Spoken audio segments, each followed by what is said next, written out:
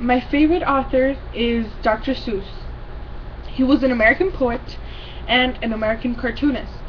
He wrote a lot of children's books, and one of my personal favorites is the Lorax.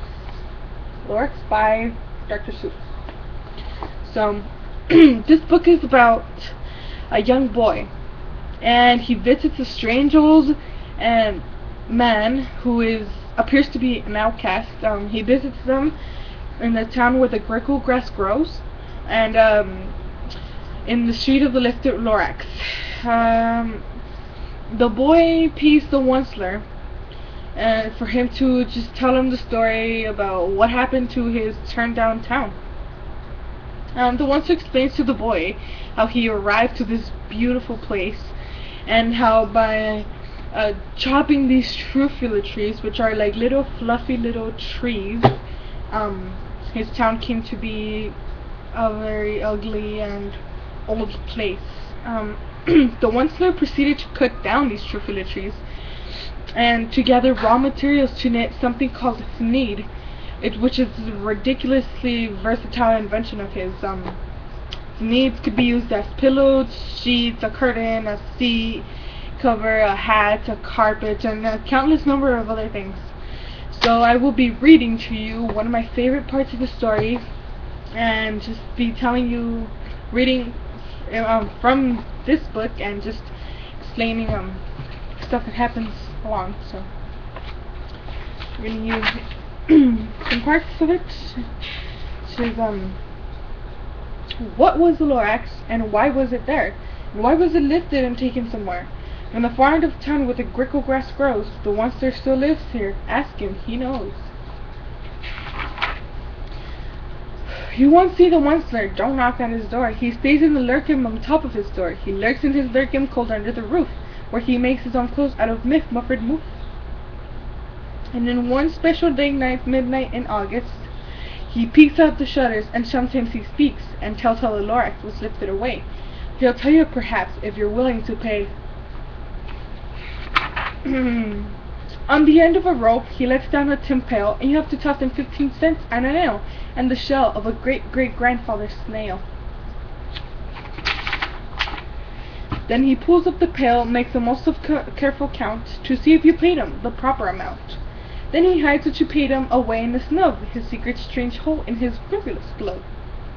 He then grunts, I will call you by whisper my phone, for the secrets I tell you are for your ears alone. And here is where the boy peeks the Onceler, right here, and as you can see, he only shows his arms right here, and none of his body leg parts show except for his arms. So slip down the slopes to whisper my phone to your ear, and the old Onceler whispers are not very clear, since they have to come down through a snargly hose, and he sounds as if he had smallish bees up his nose. Now I'll tell you, he says, with his teeth sounding gray, how the Lorax got lifted and taken away.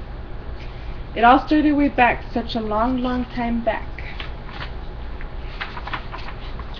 Way back in the days when the grass was still green and the pond was still wet, and the song of the swans rang out in space, and I first saw the trees, the truffula trees, the bright-colored trunks of the truffula trees, mile after mile in the fresh morning breeze.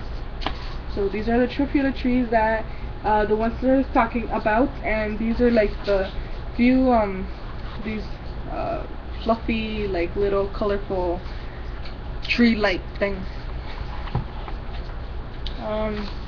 He then chops these trees up, and till the very last one, and he ends up chopping every single one of the tree, ends up making all the animals leave, and finally he just stays by himself with his factory, his old factory, and just by himself. And then in the last part he says, so catch, calls the Onceler.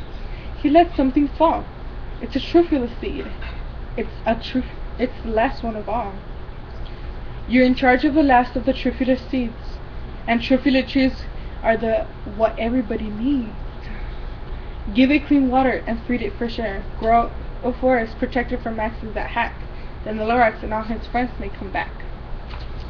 So this was the seed and the end of the story, which is basically saying like, if we don't take care of our ecosystem, then who will? And unless somebody cares a whole awful lot, nothing is going to get better. It's not.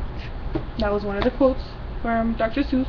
This book called Lorax, and it was my favorite book of all times when I was a child, and it still is. So I hope you enjoyed it.